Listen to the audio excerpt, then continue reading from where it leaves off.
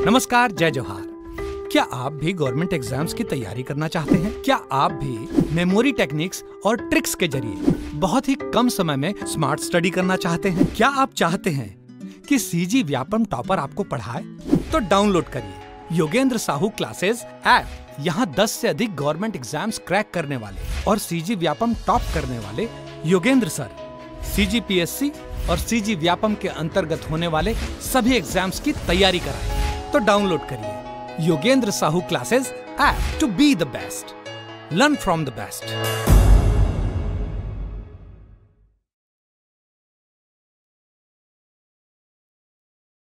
नमस्कार दोस्तों, मैं मनीष आप सभी का स्वागत करता हूं योगेंद्र साहू ऑनलाइन क्लासेस में।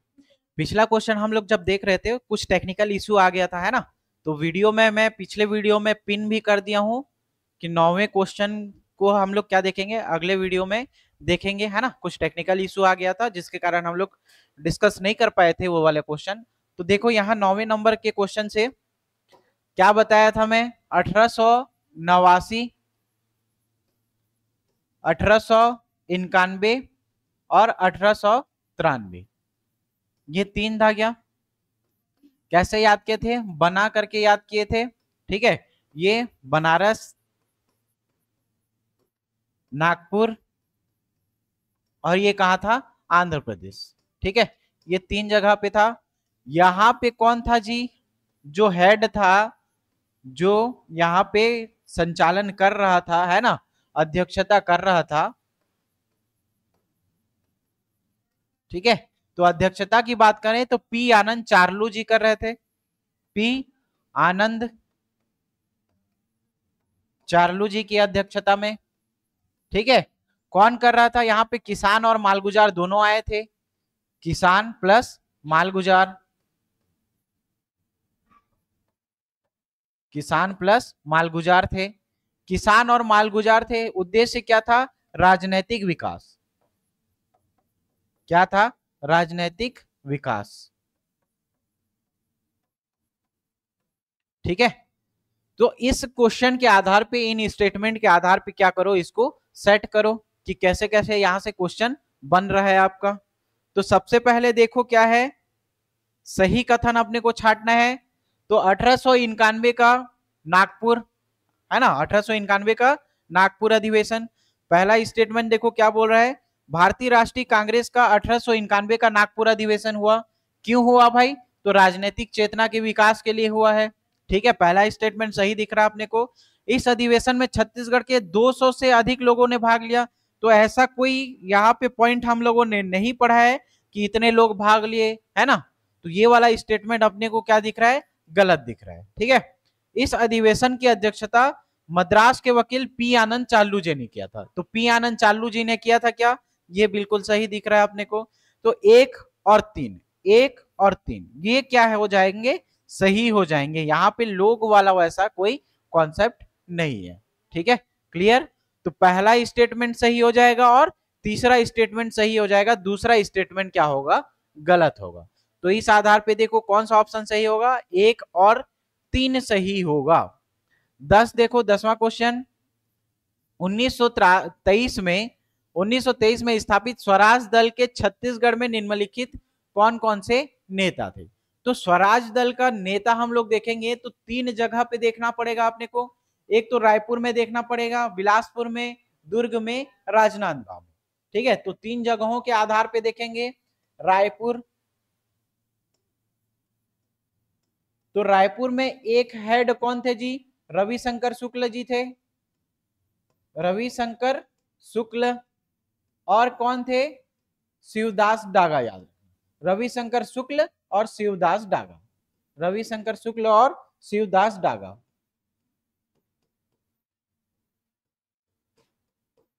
ठीक है। रविशंकर शुक्ल और शिवदास डागा, ये कहां से थे, रायपुर से। बिलासपुर से थे 2 हेड, 2 मेन लोग, कौन कौन नाम पढ़ते हो, एक राघवेंद्र राव के बारे में, ई राघवेंद्र राव, ई राघवेंद्र राव जी के बारे में, और एक छेदीलाल जी के बारे में, ठीक है। ई राघवेंद्र राव और छेदीलाल जी के बारे में, एक रायपुर से हो गए, एक बिलासपुर से हो गए। दुर्ग से याद रखना घनश्याम सिंह गुप्त और राजनांदगांव से याद रखना ठाकुर प्यारेलाल। दुर्ग से घनश्याम सिंह गुप्त, घनश्याम सिंह गुप्त दुर्ग से। और याद रखना कहां से, राजनांदगांव से, राजनांदगांव से। तो राजनांदगांव से याद रखना ठाकुर प्यारेलाल, ठाकुर प्यारेलाल सिंह जी के। ठीक है, तो इतना अपने को स्वराज दल के बारे में याद रखना है। ठीक है, स्वराज दल के बारे में रायपुर से रविशंकर शुक्ल शिवदास डागा जी, बिलासपुर से राघवेंद्र राव छेदीलाल, दुर्ग से घनश्याम सिंह गुप्त और राजनांदगांव से याद रखना है ठाकुर प्यारेलाल। इतने लोग भाग लिए थे। अब देखो सही उत्तर चुनिए, कौन कौन छत्तीसगढ़ से भाग लेंगे। तो वामन राव लाखे हैं क्या, वामन राव लाखे नहीं दिख रहे हैं अपने को। पंडित रविशंकर शुक्ल दिख रहे हैं क्या, बिल्कुल सही दिख रहे हैं। माधवराव सप्रे दिख रहे हैं क्या, नहीं। कौन सा है चौथा नंबर, ई राघवेंद्र राव, ई राघवेंद्र राव भी सही है भाई। ठीक है, पंडित रविशंकर शुक्ल कहां से थे, तो याद रखना रायपुर से। ई राघवेंद्र राव कहां से, बिलासपुर से। तो इस आधार पे अपना आंसर क्या हो जाएगा, 2 सही होगा और 4 सही होगा। तो सही उत्तर अपना चुनना है, कौन कौन सही होगा, 2 और 4। 2 और 4 कौन से ऑप्शन में है, देखो ऑप्शन नंबर डी में दिख रहा है क्या, 2 और 4। ऑप्शन नंबर डी में दिख रहा है 2 और 4, ये क्या हो जाएगा, सही हो जाएगा। ठीक है, 11 नंबर का क्वेश्चन देखो, निम्नलिखित में से कौन सा छत्तीसगढ़ की भौगोलिक सीमा में सम्मिलित नहीं है, पूछ रहा है। भौगोलिक सीमा में सम्मिलित नहीं है पूछ रहा है। छोटा नागपुर का पठार, छोटा नागपुर का पठार सम्मिलित है क्या। जब छत्तीसगढ़ का आप मैप बनाओगे तो इस वाले क्षेत्र में, उत्तरी वाले क्षेत्र में देखना, जब मैं बताया था 1905 का भौगोलिक पुनर्गठन, तो भौगोलिक पुनर्गठन में हम लोग देख रहे थे कि छत्तीसगढ़ से जो 5 क्षेत्र थे, उन 5 क्षेत्रों को क्या किया गया था, समाहित किया गया था। छत्तीसगढ़ से 5 क्षेत्र को क्या किया गया था, समाहित किया गया था। कहां से, छोटा नागपुर के पठार वाले क्षेत्र से। ठीक है, छोटा नागपुर के पठार वाले क्षेत्र से। तो ये पहला कौन सा हिस्सा था, जो कोरिया हम लोग देख रहे हैं, कोरिया, चांग भखार, देवगढ़ की पहाड़ी चांग भखार है ना, सरगुजा, और यहाँ पे याद रखना एक जसपुर था, जसपुर। और ये वाला क्षेत्र कौन सा था, उदयपुर। कौन सा क्षेत्र था, उदयपुर। इसको हम लोग कहां से, छोटा नागपुर के पठार से 1905 में 5 रियासतों को कहां शामिल किए, छत्तीसगढ़ में शामिल किए। साथ ही साथ छत्तीसगढ़ के जो 5 क्षेत्र थे, कौन कौन, पटना, सोनपुर, बामरा, रायखोल, कालाहांडी, इन सब को हम लोग कहां दे रहे थे 1905 में, संबलपुर के साथ कहां दे रहे थे इसको, उड़ीसा में दे रहे थे ये 5 क्षेत्र को। और जो छोटा नागपुर का पठार है, छोटा नागपुर का पठार, वहां से 5 क्षेत्र को हम लोग कहां शामिल कर रहे थे, रायपुर, सॉरी छत्तीसगढ़ क्षेत्र में शामिल कर रहे थे। ठीक है, कब की बात है, 1905 का भौगोलिक पुनर्गठन है। तो यहां से देखो छोटा नागपुर का पठार छत्तीसगढ़ का हिस्सा होगा क्या, छत्तीसगढ़ की भौगोलिक सीमा में। तो पहला तो अपने को सही दिख रहा है, यहां से है ना, छोटा नागपुर के पठार का हिस्सा है, जो पाट प्रदेश वाला क्षेत्र है। क्लियर। ब्रह्मगिरी का पहाड़ी ये कहां, ब्रह्मगिरी की पहाड़ी कर्नाटक में, कर्नाटक में। ठीक है, तो ये तो अपना नहीं दिख रहा, कर्नाटक वाला क्षेत्र छत्तीसगढ़ में नहीं है। बघेलखंड का पठार, दंडकारण्य का पठार, तो पूर्वी बघेलखंड का पठार इस वाले क्षेत्र में अगर देखोगे तो 21,863 वर्ग किलोमीटर में फैला हुआ है। कितना, 21,863। परसेंटेज के हिसाब से देखेंगे तो 16.16%। ठीक है, ये क्या था, बघेलखंड के पठार का हिस्सा तो था। अब देखो दंडकारण्य का पठार, दंडकारण्य का पठार ये दक्षिणतम क्षेत्र है ना। ठीक, 28.64%, ये तो हमारा हिस्सा है ना। 390-60 ये भी क्या है, वर्ग किलोमीटर के आधार पे। तो ये भी छत्तीसगढ़ का भाग है, बघेलखंड का पठार भी छत्तीसगढ़ का भाग है, छोटा नागपुर का पठार वाला क्षेत्र भी छत्तीसगढ़ का भाग है। लेकिन ब्रह्मगिरी का पहाड़ पठार दिख रहा है, वो कहाँ का क्षेत्र है, कर्नाटक का है, हमारे यहाँ का नहीं है। तो ए सही होगा, सी सही होगा और डी सही होगा। लेकिन कौन सम्मिलित नहीं है पूछ रहा है, तो कौन सम्मिलित नहीं होगा जी? ऑप्शन नंबर बी ब्रह्मगिरी का पठार ये सम्मिलित नहीं होगा। कहां पे? छत्तीसगढ़ से। कहां से सम्मिलित नहीं होगा? छत्तीसगढ़ से। क्लियर? ठीक है, आगे बढ़े। अब देखो 12 नंबर का, अलबामा हिल कहाँ स्थित है? तो अलबामा हिल कहाँ पे स्थित है? देखो बीजापुर में तो स्थित होगा ही होगा, है ना, लेकिन कहाँ के अपलैंड में ये सब पूछा जाएगा। तो बीजापुर में तो स्थित होगा।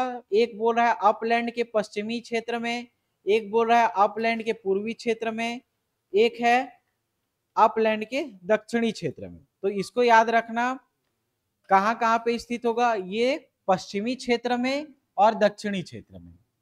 बीजापुर अपलैंड कहां स्थित होगा जी? पश्चिमी क्षेत्र में भी होगा और दक्षिणी क्षेत्र में भी होगा। कहां पे होगा? पश्चिमी क्षेत्र में और दक्षिणी क्षेत्र में। ठीक है, पश्चिमी क्षेत्र में और दक्षिणी क्षेत्र में। तो इस आधार पे देखो कौन सा ऑप्शन दिख रहा है आपने को? ए और सी दोनों दिख रहा है क्या? ए और सी दोनों दिख रहा है। ऑप्शन नंबर डी सही हो जाएगा, पश्चिमी क्षेत्र और दक्षिणी क्षेत्र। फिर देखो 13 नंबर का, पर्या शब्द का तात्पर्य क्या है? पर्या भूमि बोलते हैं ना जी। पर्या मतलब क्या होता है? जहां से खेती बाड़ी नहीं की जाती है ना, बंजर भूमि को। तो पर्या भूमि क्या कहलाएगा? जहां पे खेती नहीं किया जाएगा उसको क्या कहा जाएगा? पर्या भूमि कहा जाता है। तो जिस पर खेती ना की जा रही है वो, ये क्या कहलाएगा? पर्या कहलाएगा। तो 13 का क्या हो जाएगा? ऑप्शन नंबर ए सही होगा। 14 नंबर देखो, कर्क रेखा की स्थिति के अनुसार छत्तीसगढ़ किस कटिबंध में स्थित है? कौन सी रेखा? कर्क रेखा। कर्क रेखा की स्थिति के अनुसार छत्तीसगढ़ किस कटिबंध में स्थित है? तो छत्तीसगढ़ कौन सा है जी? उष्ण कटिबंधीय पर्णपाती वन। पढ़ते हो ना, उष्ण कटिबंधीय पर्णपाती वन। तो छत्तीसगढ़ का हिस्सा किसका होगा? उष्ण कटिबंधीय। उष्ण कटिबंधीय का हिस्सा होने का मेन रीजन क्या है? क्योंकि छत्तीसगढ़ से क्या निकलती है, क्या गुजरती है? कर्क रेखा गुजरती है। ठीक है, कौन सी रेखा? कर्क रेखा गुजरेगी। कहां से? मनेन्द्रगढ़, चिरमिरी, भरतपुर से, फिर कोरिया से, सूरजपुर से और बलरामपुर से। तो चार क्षेत्र, चार जिलों से होकर के क्या गुजरती है? कर्क रेखा गुजरती है। सबसे पहला मनेन्द्रगढ़, चिरमिरी, भरतपुर। दूसरा कौन सा? कोरिया क्षेत्र। तीसरा कौन सा? सूरजपुर। सूरजपुर। और लास्ट याद रखना, सूरजपुर के बाद बलरामपुर। ठीक है, कौन सा? बलरामपुर। क्लियर? तो ये चार जिलों से होकर के कर्क रेखा गुजरेगी। ठीक, तो इस कर्क रेखा के गुजरने के कारण यहाँ की जलवायु कैसी हो जाएगी? उष्ण कटिबंधीय जलवायु हो जाएगी। ठीक, कर्क रेखा गुजरने के कारण यहाँ की जलवायु कैसी? कटिबंध में किस में आएगा? उष्ण कटिबंधीय क्षेत्र में आएगा। ठीक है, ऑप्शन नंबर बी। 15 नंबर का क्वेश्चन देखो, क्या बोल रहा है? महानदी शिवनाथ के दोआब निम्नलिखित में से किस जिले में स्थित है? सबसे पहले तो आपने को ये महानदी और शिवनाथ नदी का दोआब क्षेत्र समझना है। क्या है भाई ये महानदी और शिवनाथ नदी का दोआब क्षेत्र? तो महानदी निकलता है धमतरी से, धमतरी से होते हुए कांकेर, फिर ये वापस धमतरी आता है ना। धमतरी के बाद बालोद यहां तक जाएगा, है ना, गरियाबंद, महासमुंद यहां से होते हुए जाएगा।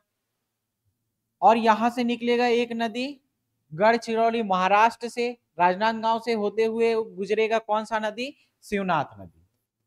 कौन सा नदी? शिवनाथ नदी। ये क्या हो जाएगा? महानदी।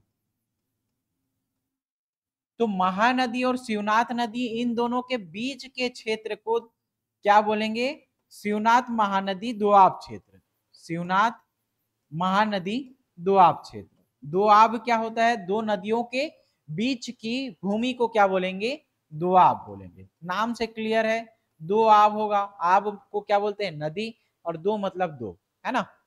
तो दो नदियों के बीच के क्षेत्र को क्या बोलेंगे? दोआब क्षेत्र बोलेंगे। और वहां की मिट्टी कैसी होगी जी? उपजाऊ होगी। उसका रीजन क्या है? क्योंकि नदियां अपने साथ क्या लेकर के आएंगी? डेल्टा का निर्माण करेंगी, है ना। जो उपजाऊ वाला मिट्टी रहेगा उसको लेकर के आएगा और यहाँ पे इकट्ठा करेगा। तो इसीलिए जो दोआब वाला क्षेत्र रहता है वो क्या रहता है? उपजाऊ ज्यादा रहता है। ठीक, तो शिवनाथ और महानदी के बीच का क्षेत्र दोआब क्षेत्र कहलाएगा। महानदी के इधर वाला पार वाला भूमि को क्या बोलेंगे? महानदी पार सकरा भूमि, महानदी पार सकरा भूमि बोलते हैं। ठीक है, महानदी पार सकरा भूमि। और इस वाले क्षेत्र को क्या बोलेंगे? शिवनाथ पार का मैदान, शिवनाथ पार मैदान बोलेंगे। क्लियर? ठीक, तो यहां पे देखो महानदी शिवनाथ दोआब का जो क्षेत्र होगा उसका क्षेत्र याद रखना, ये दुर्ग वाले क्षेत्र में, दुर्ग संभाग में होगा। कौन से संभाग में? दुर्ग वाले संभाग में होगा। ठीक है, दुर्ग संभाग में होगा। ठीक, दुर्ग वाले संभाग में होगा। लेकिन ये महानदी कौन सा? रायपुर क्षेत्र। शिवनाथ कौन सा? दुर्ग क्षेत्र।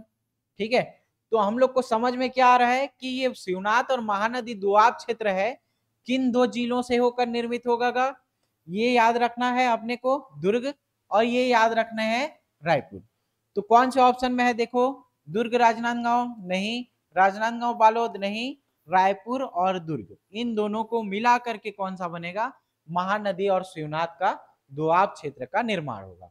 अगर शिवनाथ पार का मैदान पूछा जाए तो आप आंसर देना कौन सा? राजनांदगांव और दुर्ग, राजनांदगांव और दुर्ग याद रखना।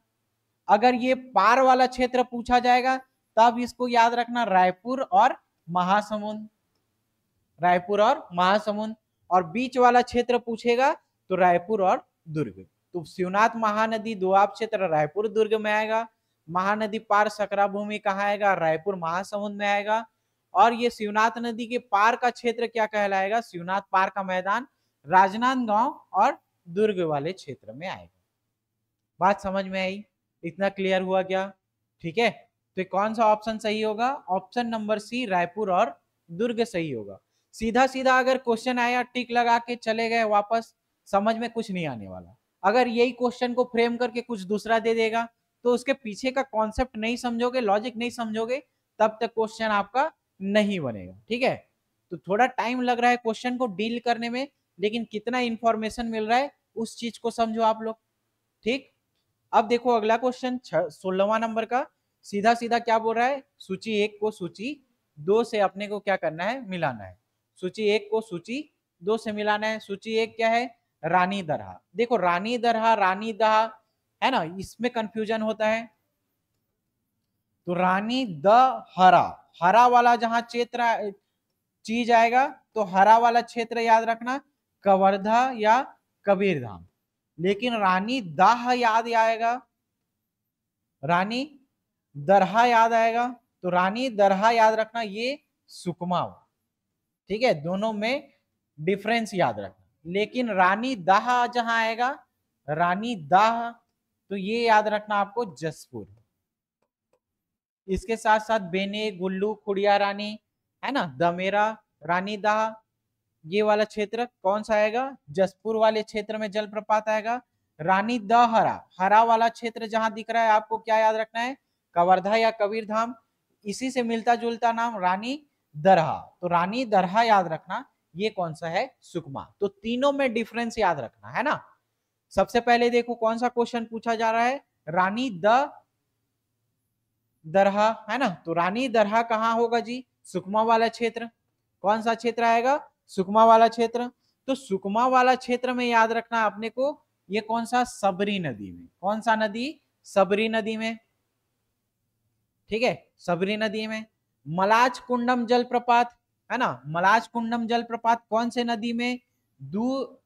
इसका याद रखना, मलाज कुंडम जलप्रपात कौन से नदी में? दूध नदी में बनता है।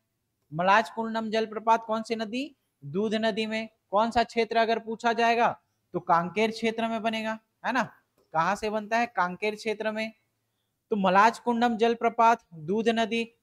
ठीक है, 2 का क्या हो जाएगा? सी हो जाएगा जी। सात धारा जलप्रपात देखना, सात धारा जलप्रपात बीजापुर इंद्रावती नदी में। ठीक है, तीरथगढ़ जलप्रपात ये याद रखा कांगेर नदी में। ठीक है, कांगेर और मालेगर नदी याद रखना इसको है ना। तो इसीलिए कौन सी नदी? इसमें कौन सी नदी में जलप्रपात बनेगा? कांगेर नदी में तीरथगढ़ जलप्रपात बनेगा।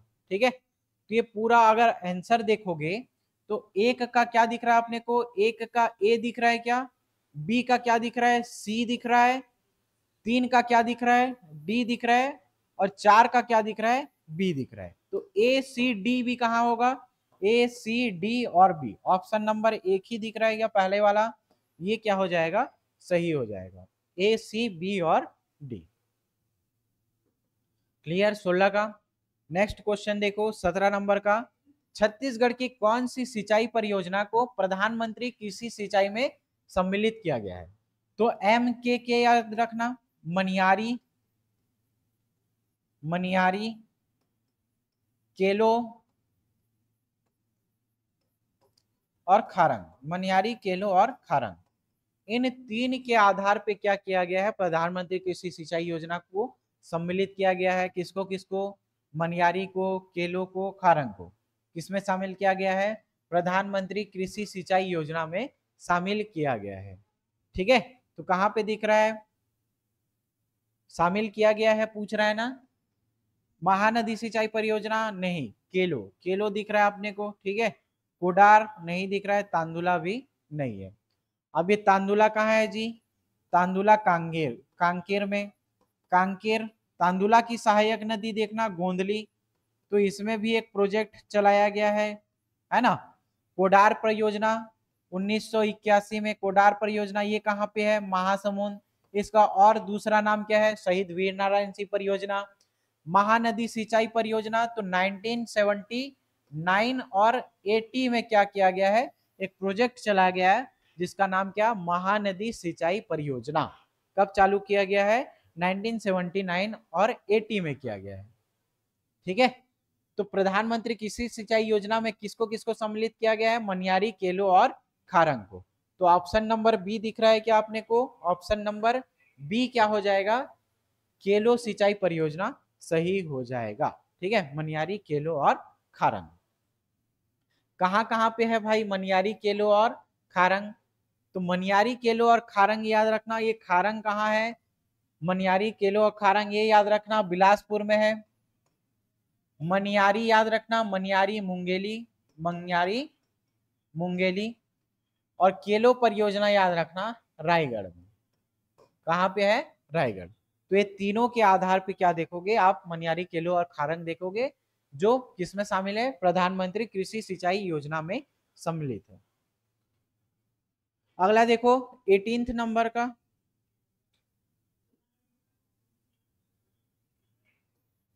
निम्नलिखित में से कौन सी धान की एक किस्म नहीं है, पूछ रहा है, धान की एक किस्म नहीं है।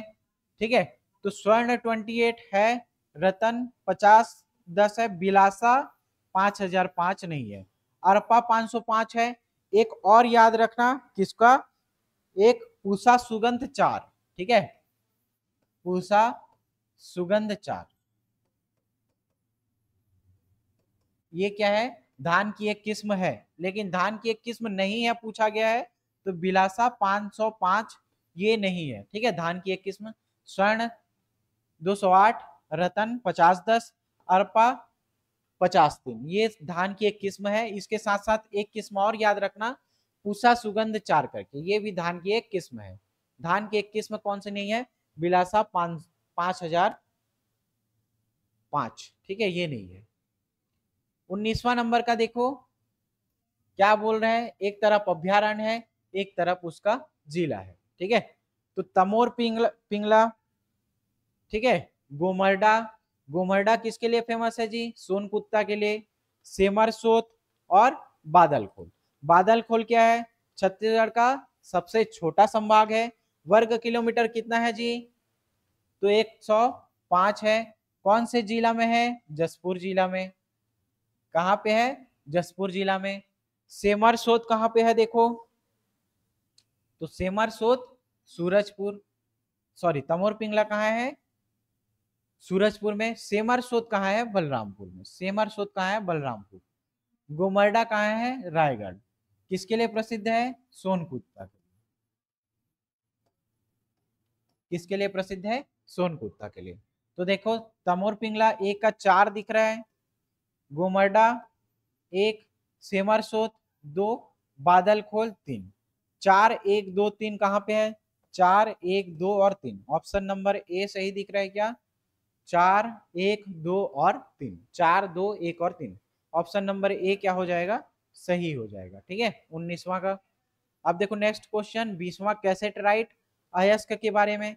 तो कैसेटराइट अयस्क जो है छत्तीसगढ़ में दो जगह पे मिलता है। एक मिलता है दंतेवाड़ा में, एक कहाँ मिलेगा? दंतेवाड़ा।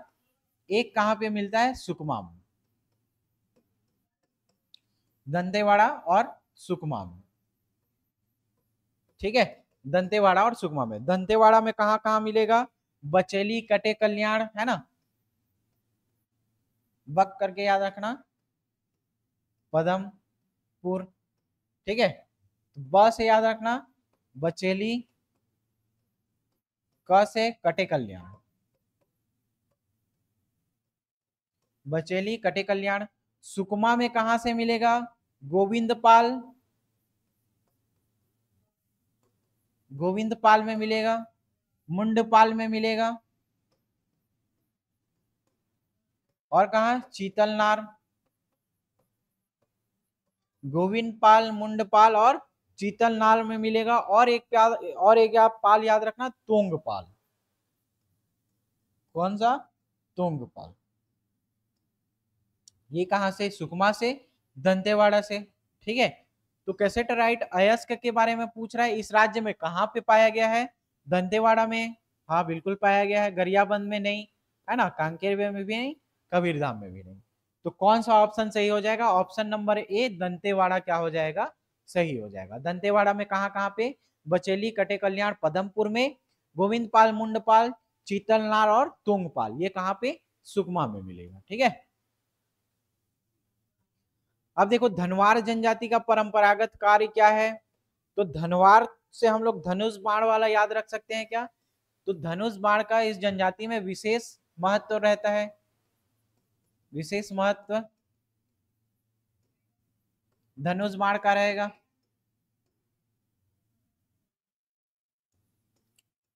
ठीक है, जब ये शादी भी करते हैं तो क्या लेकर के जाते हैं? उसके उन लोग के मंडप में क्या रहता है? ये धनुष बाण तीर रहता है। ठीक है, क्लियर। और इनका कार्य क्या है? कार्य क्या करते हैं? तो बांस शिल्प कला का कार्य करते हैं। बांस शिल्प कला का कार्य करते हैं। बांस शिल्प कला का कार्य करते हैं। कौन सा पूछा गया है? धनवार जनजाति का कार्य पूछा गया है। तो धनवार जनजाति का कार्य देखो, काष्ठ शिल्प कला है क्या? लौह शिल्प कला नहीं, बांस शिल्प कला। ऑप्शन नंबर सी क्या हो जाएगा? सही हो जाएगा। ठीक है, क्लियर, समझ में आया? तो ऑप्शन नंबर सी बांस शिल्प कला सही है। 22वां क्वेश्चन देखो, छत्तीसगढ़ के आदिवासियों के संबंध में कौन सा कथन सही नहीं है? तो जनजाति का जो समाज है वो कैसा समाज है? पितृसत्तात्मक समाज है। जनजातीय समाज किसका है? पितृसत्तात्मक समाज है। मतलब पिता क्या होता है? मुखिया होता है यहाँ पे। ठीक, इसमें एक क्या रहेगा? गढ़ चिन्ह रहेगा जिसका विशेष महत्व रहेगा, और टोटम को भी ये मानते हैं। क्लियर, एक प्रकार का, है ना, टोटम भी मानते हैं, है ना। जनजाति समाज में स्त्रियां गौरवान्वित होती हैं।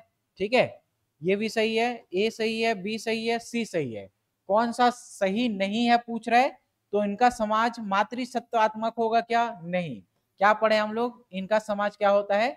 पितृसत्तात्मक होता है। ठीक है, 23वां क्वेश्चन देखो, बिल्मा किस जनजाति से संबंधित है? तो बिल्मा क्या है? एक प्रकार का नृत्य है। बिल्मा क्या है? एक प्रकार का नृत्य है, जो किसके किसके द्वारा किया जाएगा जी? तो बिल्मा नृत्य बैगा जनजाति के द्वारा, और किसके द्वारा किया जाएगा? गोंड जनजाति के द्वारा किया जाएगा। तो बिल्मा नृत्य किस जनजाति के द्वारा किया जाएगा? बैगा और गोंड, बैगा और गोंड। ऑप्शन नंबर बी क्या हो जाएगा? सही हो जाएगा। ठीक है, ऑप्शन नंबर बी सही होगा, गोंड और बैगा। 24वां क्वेश्चन देखो, विवाह समारोह में मुड़िया लड़के और लड़कियां नामक एक लोक नृत्य किया जाता है, उसको क्या बोला जाता है जी? हर एडन्ना कहा जाता है। हर एडन्ना में क्या किया जाता है? जो मुड़िया लड़के और लड़कियां रहेंगे वो क्या करेंगे? नृत्य करेंगे। ठीक है, कौन सा? हर एडन्ना। सैला नृत्य क्या होता है? एक प्रकार का डंडा नृत्य होता है। ठीक है, डंडा, जिसको हम लोग देखो रास देखे हो ना, तो वैसे रास नृत्य को हम लोग यहाँ क्या बोलते हैं, सैला नृत्य या डंडा नृत्य बोलेंगे। गौर नृत्य, ठीक है, गौर नृत्य समझते हो ना, जब वो जानवर है ना, जानवर भैंस, भैंस के सिंह के आकृति के आधार पे क्या करेंगे, मुकुट धारण करेंगे और उसके आधार पे नृत्य करेंगे। कौन सी, मुड़िया जनजाति, माड़िया अबुझमाड़िया जनजाति, ठीक है। तो ये कौन सा नृत्य हो जाएगा, हर एडन्ना नृत्य हो जाएगा।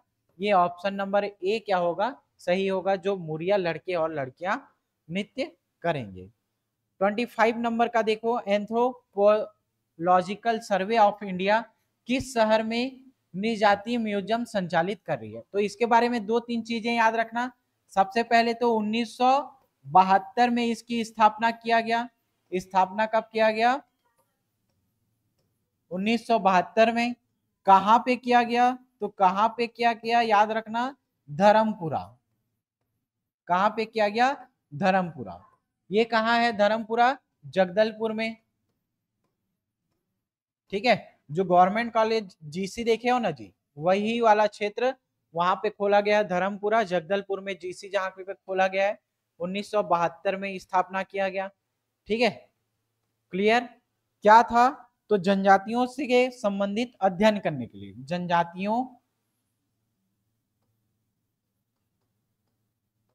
जनजातियों के अध्ययन से संबंधित,